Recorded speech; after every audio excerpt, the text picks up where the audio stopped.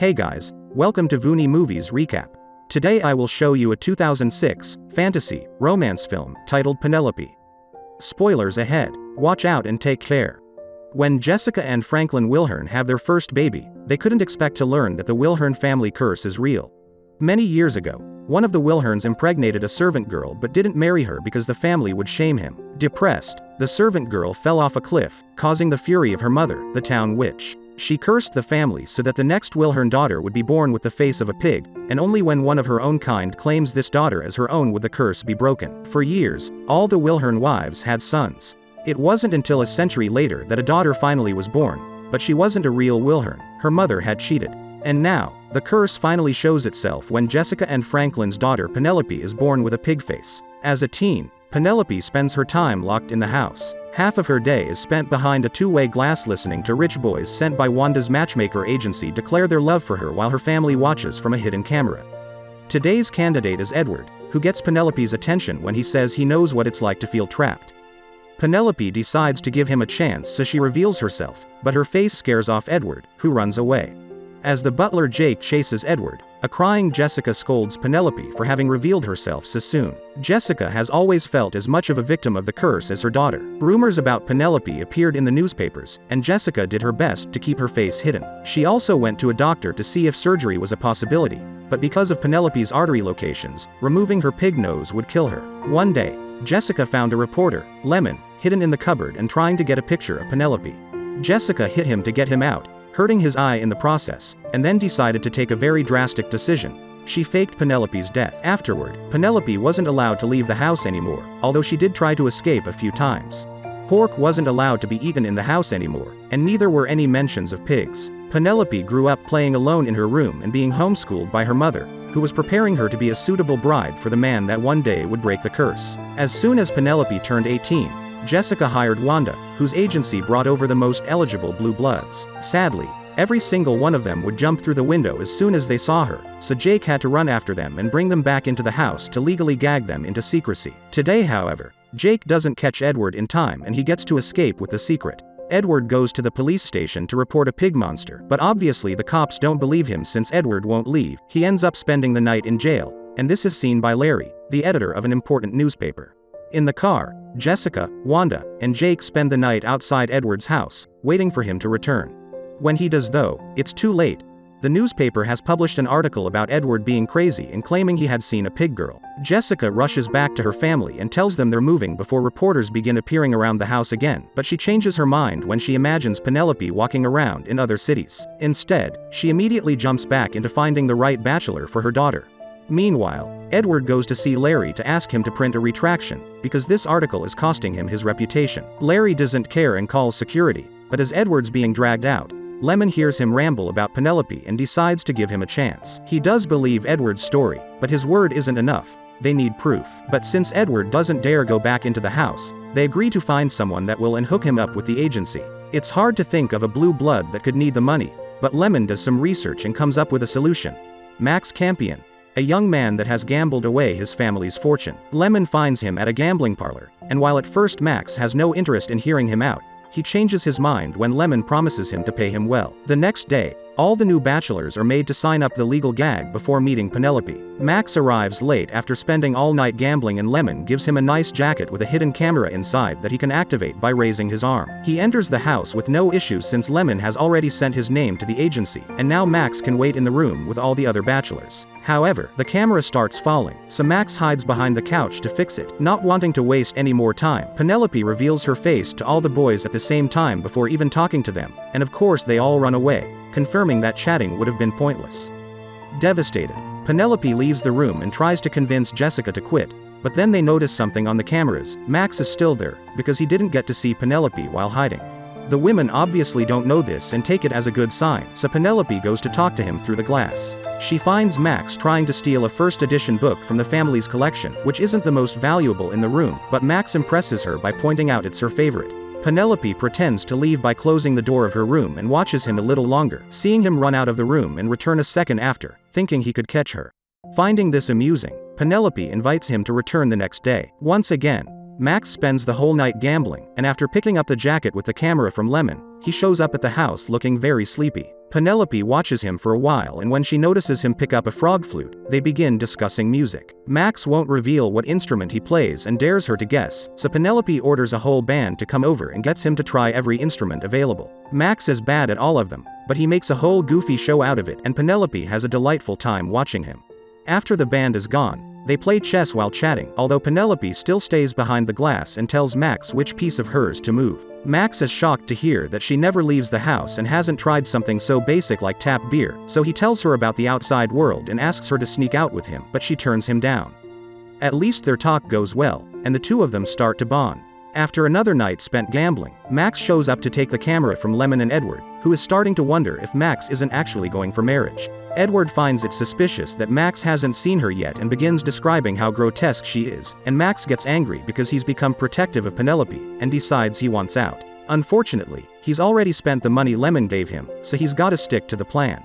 Max goes to see Penelope, who guesses the instrument he plays is the piano. He uses the one in the room to show her he isn't a good player, so Penelope shows up behind him to guide his hands on the keys. When he turns around, he quickly pulls back because her face comes as quite a shock, but he doesn't run away. In fact, he comes closer, intending to touch her nose. But this triggers the camera, and Max curses his luck. Penelope misunderstands his reaction and runs away crying, thinking he doesn't like her. While she argues with her mom for not giving him a chance, Max goes to see Lemon and throws the camera on the ground to destroy it, explaining Penelope is nothing like what Edward thinks and asking them to leave her alone. Suddenly, Jessica and Wanda come out as well and see Max talking to Lemon, assuming the worst. Max panics and follows them inside, desperate to explain he doesn't mean any harm. Penelope finds them and, ignoring Jessica's spy accusations, she asks Max to marry her so he can break the curse. Sadly, Max says he can't, so the women kick him out. He returns to his apartment and distracts himself by playing the piano, revealing he's actually an excellent player. Then Max takes all the money he has left and uses it to gamble. Meanwhile, a heartbroken Penelope hears her mother say she'll never give up, and realizes this will never be over. So she finally does something with her life. She runs away for good this time, covering her face with a scarf. Unaware that Lemon and Edward have noticed she's gone, Penelope explores the city, amazed by all the things she gets to see for the first time, like a dog in a fountain.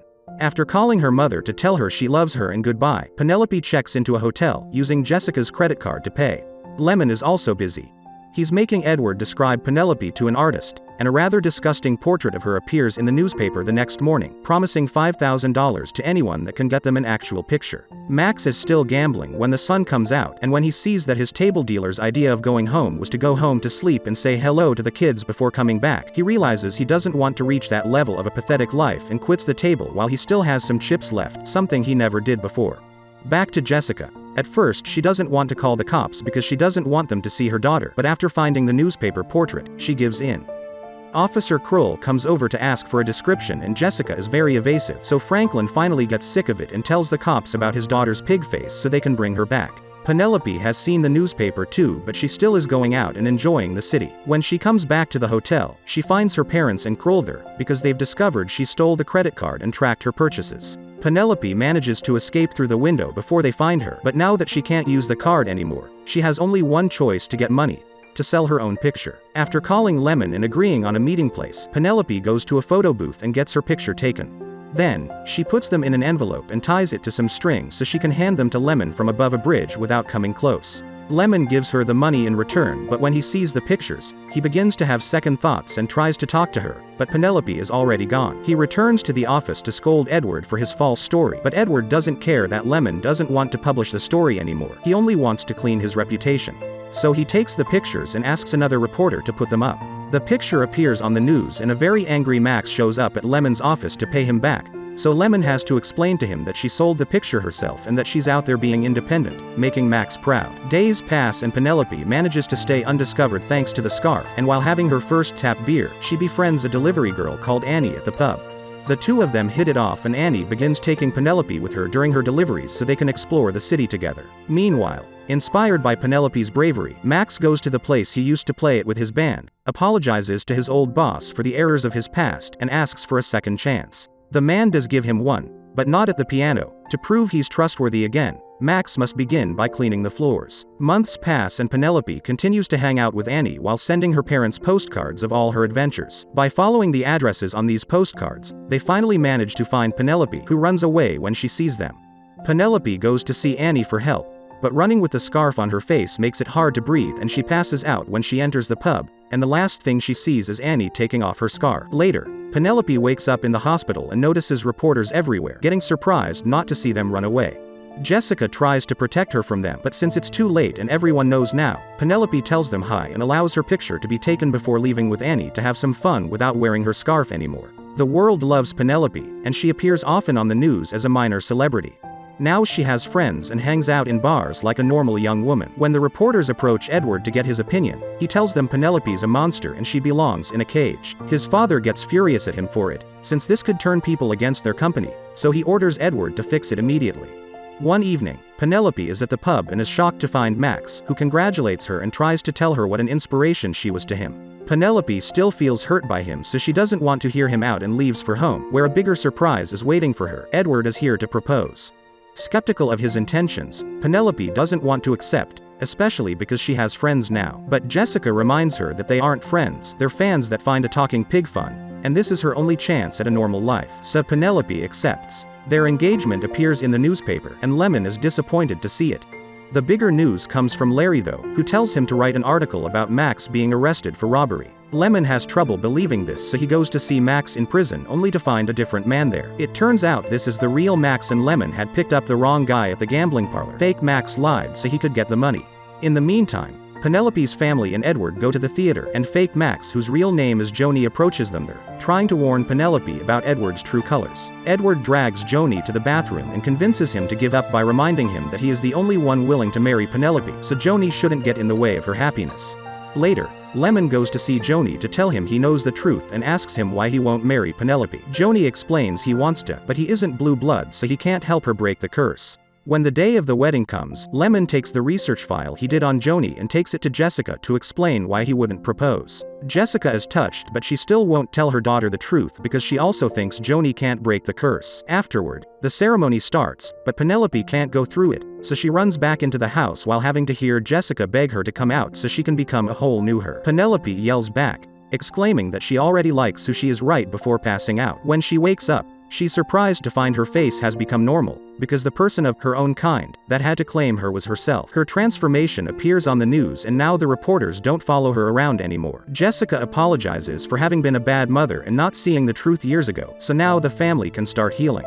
Since he isn't needed anymore, Jake quits, but when he's leaving, he puts a silence spell on Jessica, because Jake has been the witch in disguise all along. When she turns 25, Penelope also leaves home to begin working as a teacher. She also sends Edward the ring back with a letter, wishing him the best. When her first Halloween at school came, Penelope has to deal with a bunch of girls dressing up as her. But the real shock that day comes when Wanda gets tired of keeping the secret and sends Johnny's file to her. Deciding to do something about it, Penelope gets a pig costume, and together with Annie, they sneak into the Halloween party being held at Johnny's building. Annie pretends that Penelope needs the bathroom so he'll let her into his apartment, then leaves them alone so they can talk. After some chit-chat, Joni comments on her pig mask and how much the original Penelope meant to him. Penelope wants to ask more but suddenly notices his piano and calls him out for it, so now that he has confirmed this is truly her, Joni kisses her.